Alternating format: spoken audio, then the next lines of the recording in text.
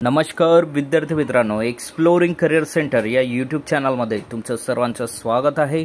महाराष्ट्र राज्य पोलीस यांच्या पोलीस शिपाई पदाचा भरतीबद्दलचा अपडेट इथं जाहीर झालेला आहे। तर काय आहे हा अपडेट, याबद्दलची डिटेल माहिती आजच्या व्हिडिओमध्ये आपण बघणार आहोत। तत्पूर्वी तुम्ही आमच्या चॅनलला नवीन असाल, अजूनही चॅनल सबस्क्राइब केलं नसेल तर कृपया सबस्क्राइब करा। नियुक्ती सूचना क्रमांक 16/2/2024 रोजीचं हे परिपत्रक इथं जाहीर झालेलं आहे। मुंबई पोलीस शिपाई भरती 2021 विषय आहे मुंबई पोलीस शिपाई भरती 2021। पोलीस शिपाई पदावर अस्थायी व निवड तात्पुरत्या स्वरूपात नेमणुकीबाबतचं हे पत्र आहे। तर विषय इथे लक्षात घेऊयात। उपरोक्त संदर्भानुसार मुंबई पोलीस शिपाई पदाची अंतिम निवड यादी कागदपत्र पडताळणी व भरती निकषांच्या अधीन राहून गुणवत्तेनुसार प्रसिद्ध करण्यात आली आहे। दरम्यान उमेदवारांची वैद्यकीय तपासणी घेण्यात आली असून सदर वैद्यकीय तपासणीमध्ये पात्र ठरलेल्या चारित्र्य पडताळणी अहवाल निरक प्राप्त झालेल्या तसेच सामाजिक व समांतर आरक्षणाच्या प्रमाणपत्रांची पडताळणी होऊन पात्र ठरलेल्या उमेदवारांना नियुक्ती आदेश प्रदान करण्यात येत आहे। सोबत यादीत नमूद केलेल्या सर्व उमेदवारांनी त्यांना दिलेल्या तारखे व नमूद ठिकाणी दिनांक 20/2/2024 ते 24/2/2024 पर्यंत नियुक्ती आदेश घेण्यासाठी खालील ठिकाणी सकाळी 8 वाजता हजर राहावे। सो इथे ॲड्रेस दिलेला आहे। नायगाव संकुल हॉल कक्ष 9 भरती कक्ष संगणक कक्ष तड मजला पोलीस मुख्यालय समोर नायगाव दादर पूर्व मुंबई येथे सकाळी 8 वाजता हजर राहायचं आहे। त्याचबरोबर प्रेरणा हॉल आझाद मैदान पोलीस ठाणे आवार CST स्टेशनजवळ मुंबई येथे सकाळी 8 वाजता हजर राहायचं आहे। उमेदवारांना नियुक्तीपत्र स्वीकारण्याकरिता बोलवण्यात आले म्हणून नियुक्तीचा प्राधिकार प्राप्त झाला असे समजण्यात येऊ नये। भरती प्रक्रियेतील कोणत्याही टप्प्यावर अपात्र ठरल्यास निवड रद्द करण्याचे अधिकार नियुक्त प्राधिकरणास आहेत, याची संबंधित उमेदवारांनी नोंद घ्यायची आहे। त्याचबरोबर नियुक्तीसाठी येताना न चुकता सोबत आणावयाची कागदपत्रे ही खालीलप्रमाणे आहेत।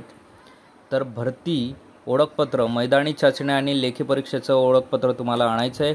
4 पासपोर्ट साईज फोटोग्राफ आणायचे आहेत। आधार कार्ड व पॅन कार्ड आणायचे आहेत। दैनंदिन गरजेच्या वस्तू घेऊन पोलीस प्रशिक्षणाच्या तयारीने न चुकता हजर राहायचं आहे।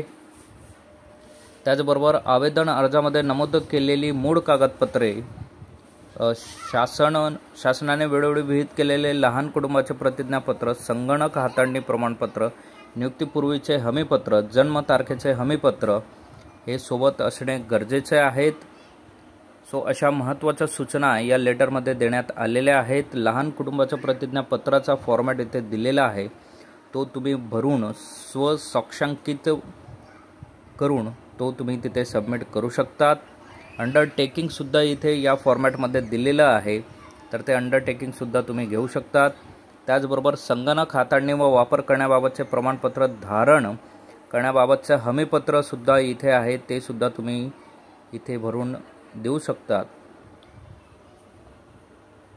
त्याचबरोबर वित्त विभाग अधिसूचनेनुसार हमीपत्र इथं दिलेलं आहे, ते सुद्धा तुम्ही इथून घेऊ शकतात। तर टोटल मार्क्स इथे त्या कॅन्डिडेट्सचे दिलेले आहेत जे सिलेक्ट झालेले आहेत। रोहिणी लक्ष्मण पाटील 122 मार्क्स या कॅन्डिडेटला आहे। ओपन स्पोर्ट्समन कोट्यामधनं झालेलं आहे। डेट 20/2/2024 सकाळी 8 वाजता नायगाव इथे त्यांना उपस्थित राहायचं आहे। तर इथे तुम्हाला टायमिंग तुमच्या नावासमोर दिलेला आहे, त्याचबरोबर कुठल्या ठिकाणी तुम्हाला उपस्थित राहायचं आहे त्या जागेचं लोकेशनसुद्धा इथे दिलेलं आहे आणि संपूर्ण ॲड्रेस हा व्हिडिओच्या सुरुवातीच आपण तुम्हाला एक्सप्लेन केला आहे। तर तिथे बाकी कॅन्डिडेट्सने हे डॉक्युमेंट व्हेरिफिकेशनसाठी येणं गरजेचं आहे। सो 21 तारखेला सकाळी 8 वाजेला नायगावला कोण उपस्थित राहणार आहे, डेट वाईज इथे दिलेलं आहे।